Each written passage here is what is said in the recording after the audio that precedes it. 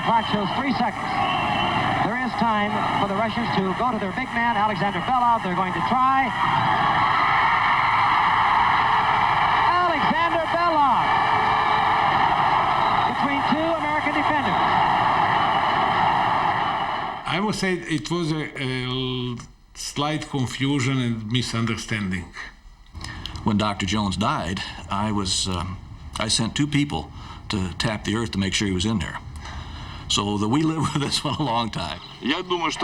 We had a group of players who I'd call a bit crazy. We didn't care who we were playing. We never showed any fear and looked them straight in the eye.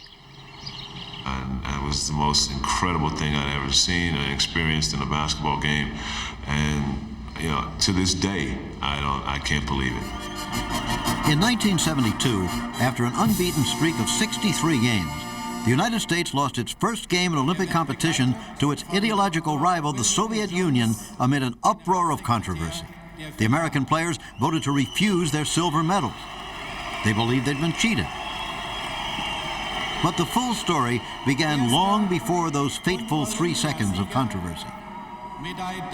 We had, I think, a total of about 4 weeks practice.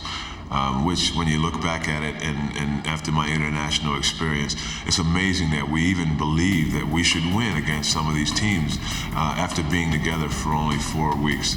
We really did not know how tough those guys were. They had a couple of top-notch international, world-class basketball players. And aside from that, as a team, they were a machine. I mean, they had played together for years and years and years. And I think we probably were not as relaxed as we should have been, or else we might have been able to take advantage of our speed more so than we did.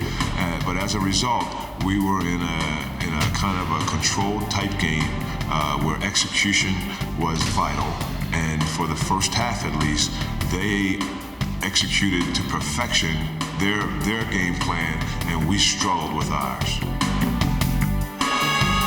Going into the locker room down 26-21 at the half, the Americans realized a gold medal was not a foregone conclusion.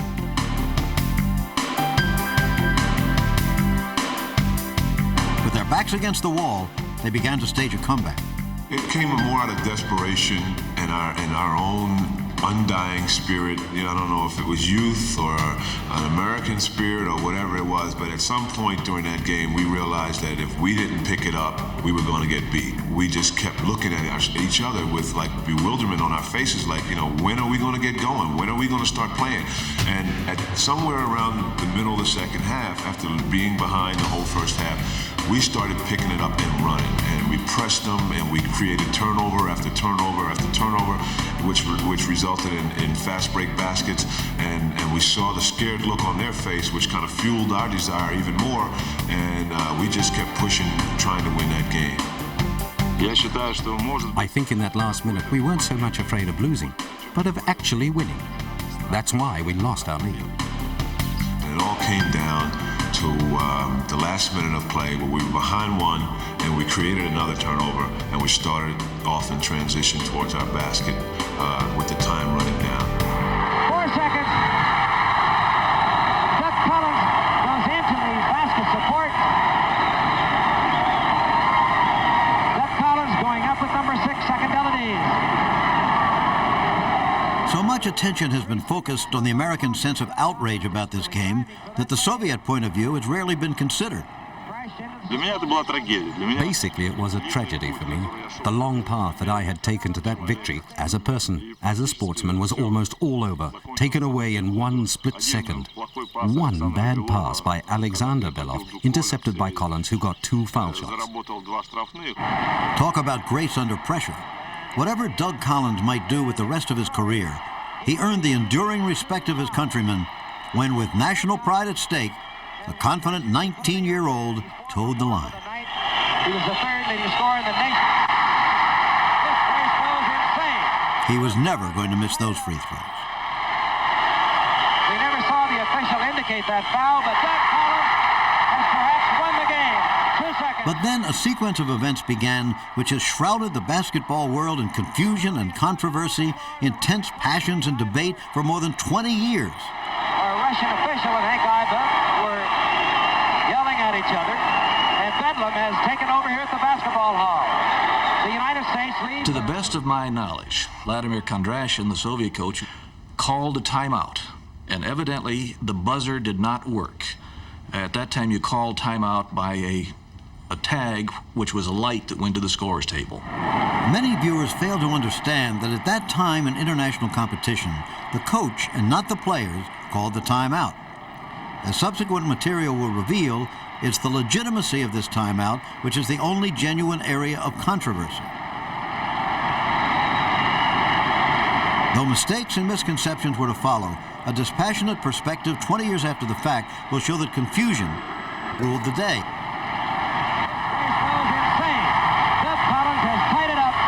It all began when Doug Collins stepped up for his second free throw. This is when, according to official FIBA rules at the time, the timeout should have been called. When the referee hands the ball to Collins, a new play phase begins, and play cannot be stopped until there's a foul or violation. The confusion begins when the horn sounds while Collins is shooting his second free throw. We never saw the official indicate that foul, but Doug Collins... The referee under the basket clearly indicates the play on. However, the outside referee responds to the scorer's bench without hesitation and stops play. His position on the court shows that he had no doubt that a timeout was to be awarded. Now things really start to get interesting. The United States leads now 50-49. Dr. Jones came out of the stands in a most unusual and not clarifying the rules, and demanded that the two referees put the 3 seconds back on the clock to give Kondrashin his timeout. And the intervention of Mr. Jones in that time was absolutely illegal because he was the president of the technical commission, and the table made mistakes, and his intervention was to correct the mistakes of the table. And normally for the spectators and for the American team especially, it was something unbelievable. He had absolutely no idea what was going on. And I guess in general, the consensus at our bench was, even though we don't understand it, let's go ahead and do it to get it over with and get out of here. At that moment when Kondrashin took that time out, it was horrible. I felt it was like what happens before someone dies, when they see their whole life pass before them.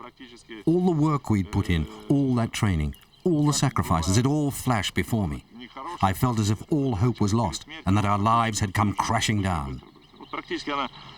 The Russians got their timeout and a chance to plan their final strategy. The version of events seen on American television really fueled the fires of controversy. They're totally confused. They're changing the clock is what they're doing. They're going back to... A director's cutaway to the scoreboard didn't allow the home audience to get a clear view of the actual unfolding of events. The ecstatic American celebrations were unfortunately premature. The repeated sounding of the horn in the background is an unnoticed signal that something is amiss. Doug Collins driving was fouled by Sakandelides. A second look at the scoreboard indicates that the clock had not been properly reset to 3 seconds. The entire play, in other words, should never have taken place.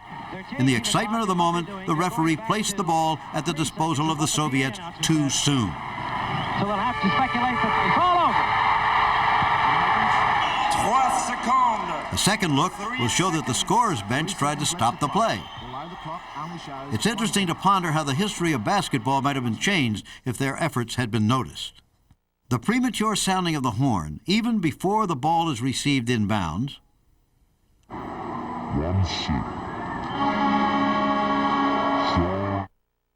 and the desperate gesturing at the scorer's bench indicate that they were aware of the mistake that was occurring, even if nobody else in the arena seemed to be. There are another 3 seconds less. The American celebrations are cut short as the clock is wound down to 3 seconds. Move the clock back down to the 3 seconds that was indicated. From this point on, a series of widely shared misconceptions cloud most people's interpretations of the final historic play. The second time, the referee waved our player, who was Tom Burleson, 7'4", back from the entrance line. It was in fact Tom McMillan and not Burleson, and the video evidence clearly shows that the referee properly indicated the plane of the baseline that Tom McMillan could not cross. For some reason on this play, McMillan chose to step back and not contest the inbounds pass as he had done earlier.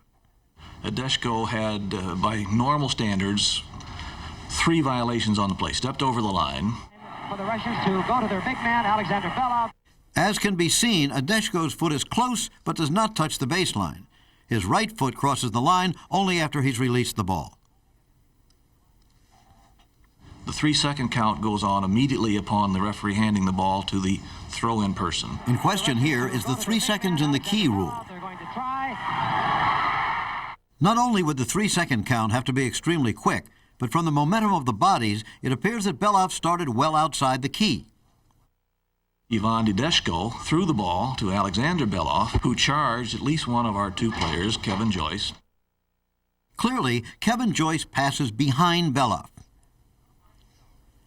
No blame should be laid on anyone for this play. It was just a supremely athletic effort by Alexander Belov.